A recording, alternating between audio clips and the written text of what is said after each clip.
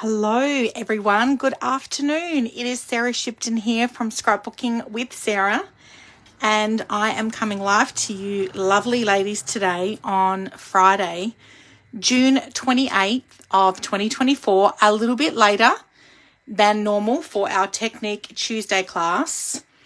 So I hope we will have some friends join us this afternoon on this very dreary day in Adelaide. It's wet and it's cold. I hope you are all inside keeping warm.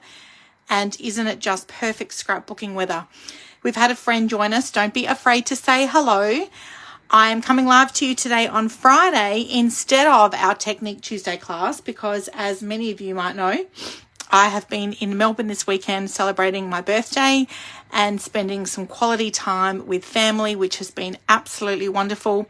And I'm back in Adelaide now, and I am doing our Technique Tuesday class on a Friday, and I'm so excited to share this layout with you. I did post this layout to our Facebook group last week on Sunday, so I hope you've had some time to be creative this week and spend some time doing something that you love. I'm really, really happy with the way that this particular scrapbooking layout turned out, and we are creating pattern number 6 this week for the weekly scrapbooking challenge, and I did post it early to give you some extra time to create. So pattern number 6 is on page 16 of your Make It From Your Heart Volume 6 book. We are still working with the Make It From Your Heart books from Close to My Heart. And this particular pattern features 6 photos on a single page layout. And what I have done for my double page layout is cut everything twice. And I've been able to create a mirror image of the layout in order to get my double page layout. So this has given me 12 photos, and they're all landscape, which is fun. Obviously, some of them were portrait, and I've cut them down into 3 by 4 inches. So we've got a row of 3 by 4 inch landscape photos across the top here, a row through the middle of 3 by 3, and then a row along the bottom of also 3 by 4. And I had so much fun creating this particular layout this week because I got to play with one of my favorite products, and that is the Seaside Wishes bundle, which I'm going to be sharing with you today. And the technique that I created was these cute little, now I don't know if there is a technical term for this, but I've just called it a little peekaboo pocket there, a little peekaboo hole. But this is a great way to use up your scrap paper, your scrap pattern paper, and it's also just a fun technique to add a little bit of texture and dimension to your scrapbooking layouts. And I do love texture on my layouts for sure. So I'm actually going to be demonstrating this technique to you today and sharing the beautiful Seaside Wishes bundle with you. So just a reminder that the bundles that have been on sale for the month of June actually finish on Sunday, June 30. So the stamp set and die cut bundles in the catalogue and in my online store are already at a 10% off, but they are an additional 10% off during the month of June, which is super exciting. So that's why I wanted to share this with you today. But also, I wanted to show you how you could create a beach layout or a seaside layout using leftovers from your Lake Life collection. So I know that many of you have invested in the Lake Life Scrapbooking Workshop kit, and one fun technique that I did here with the sticker was I've popped it up on 3D foam tape to create my little cluster here, but I've also used the leftover zip strips. So with the 3 scrapbooking layouts that you're going to create with the Scrapbooking Workshop kit, you're actually not going to use any of the zip strips. So you will have all of your zip strips left over. And what I've done is I've just cut it here in front of the word relax. And then I've used the word relax in, and then I've cut it again in front of the words the sun. And then I've actually just stuck the zip strips over the top of the word lake. So my sticker cluster now reads sun rays, boat waves, relax in the sun days, which I absolutely love. And I think has turned out perfectly for my layout.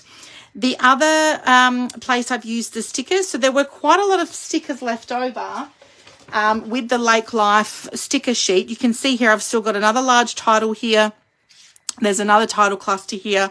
There's a couple of the ribbons left over, and there's lots of the smaller sentiment stickers also left over as well. Okay, so you can use those stickers. I always encourage my ladies not to get too hung up on the words in the collections, and rather focus on how you can use them as an alternative with your scrapbook layouts. So you can see I've got some of the stickers. I've just popped up the top here, good times. I've also done a little sticker cluster down the bottom here. I've used the word relax just up the top here with the little love heart sticker. Memories through here just above my journal box, and then down the bottom the word sunbathe and a little love heart, and then we've got a little love heart here over the top of the Seaside Wishes die cuts. So let's get into the technique here today. So a couple of different techniques I've done actually, aside from the little tearing and creating these peekaboo pockets. I've also done second generation stamping. So you can see here where I have stamped the starfish here. And then there's a large starfish, and we've got a smaller starfish. You can see that this color starfish is just a little lighter than the original color one here. And what I've done here is I've stamped the starfish with acorn, and then I've stamped it a second time without re-inking in between, and that's what we call first and second generation stamping. I know that in the Stampin' Up! World they do use a different terminology. I think it was stamp off. So you can stamp off the page first and then onto the page to get that lighter color. But this is where I have learned the technique of first and second generation stamping, and incorporated that onto my layout there. So I'm going to show you that particular technique first. I have done this before in other videos, but I thought I would share it with you today. So I've just got my Versamat here, and I've got some scrap White Daisy cardstock. Something I love to do is keep some White Daisy cardstock in my scrap bag here as well. And in fact, I'm going to demonstrate to you today. I have invested in the Stampin' Pierce mat. So you can put your paper on top of this mat before stamping for that uniform pressure. Now, for those of you that have transitioned across with me from Close to My Heart, you will be used to doing that on your Versamat. So you've got your hard side here with your measurements to create your scrapbook layouts, and then you've got the stamping mat on the back here, okay? So Stampin' Up! Do have a stamping mat. So it's called a Stampin' Pierce mat. So you can stamp on this mat for uniform pressure. So your stamps will not come with a foam square like you were used to with Close to My Heart. They just come in the organizer case that you purchased them in. You can also use the Stampin' Pierce mat as a paper piercing mat. So it does recommend that you keep your mat separate for stamping and piercing, not to cut on top of this either. But as you can see, it's not a 12 by 12 size base. So it is designed more for card making, which is why this particular mat has been, I guess, once you've got the mat, you've got it. It's a one-time investment, which I love. But I am going to demonstrate the stamping to you today on top of my Stampin' Pierce mat for the first and second generation stamping technique. The other items that I wanted to introduce you to today as well is the Stampin' Mist, which is the stamp cleaner, and also the Stampin' Scrub. So for those of you that have transitioned across with me from Close to My Heart, you will have already invested in stamp chamois.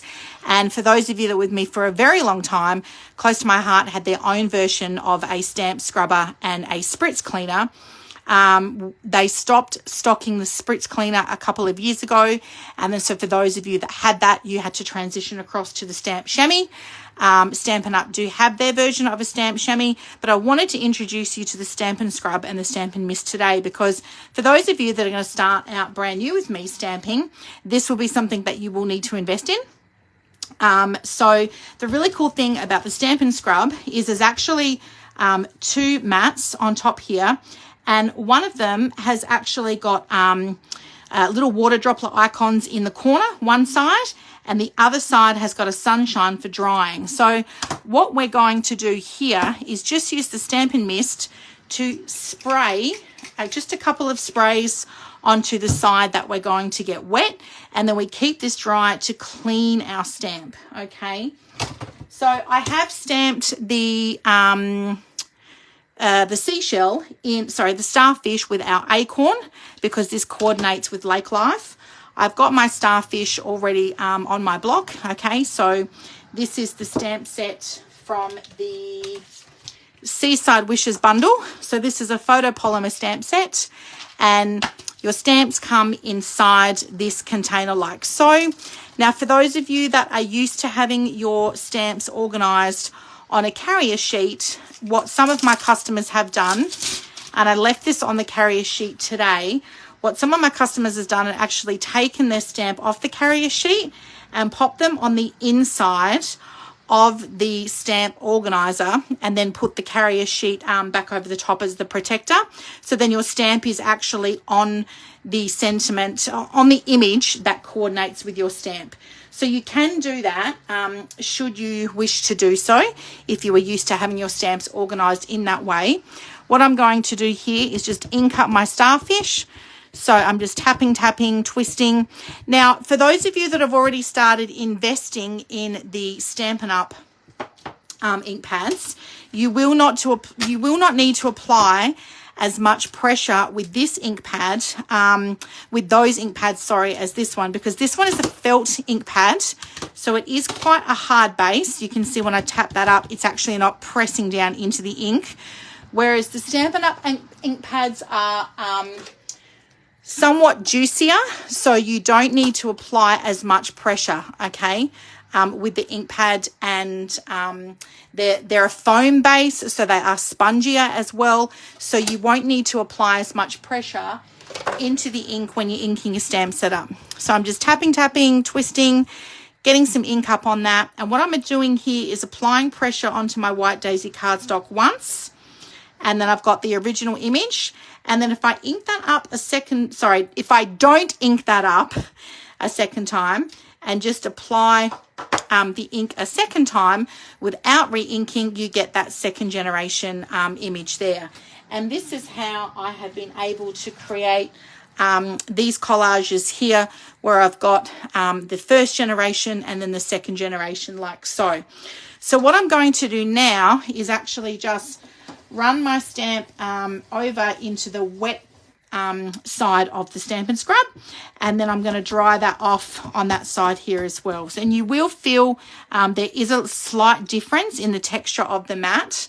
So I can take my stamp off my acrylic block now.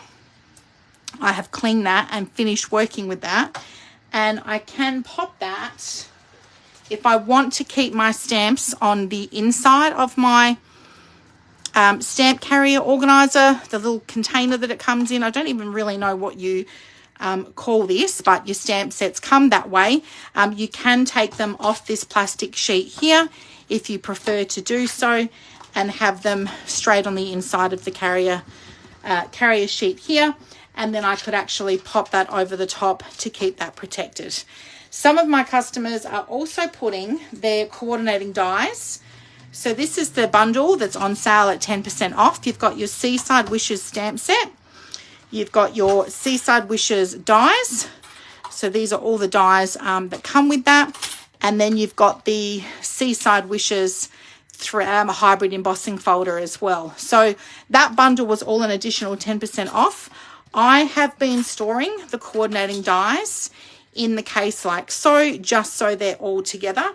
And I have found that very, very helpful there. Okay, so now I've demonstrated the Stampin' Scrub to you. You've got your stamping mist as well, and then we've used the stamping pierce mat. I love the way that stamps. You can see I get a really nice, crisp, clear image there for my stamp. I'm going to show you now how to create those little peekaboo pockets using my scrapbook layout. And what I've done here is I've created one down the side here, And I've got one at the bottom here and one on the inside. And then on the right-hand side page, I've just done one on the inside of that scrapbook layout, but I'm going to actually tear into it and do one at the top here as well. So I wanted to demonstrate this to you today as part of the Technique Tuesday live, and you can see exactly how that works. Miss Pauline has joined us. Hi, Pauline. Thanks so much for joining us today. It's great to see you. Happy Friday for our Technique Tuesday. Now, to do this particular little peekaboo technique, what I've got here is from my Lake Life scrapbooking workshop kit. I had some 1-inch scraps of the paper, the printed or the pattern paper left over. This was the exclusive paper here. So I had some 1-inch sheets of that paper left over, and I thought I could do something with those.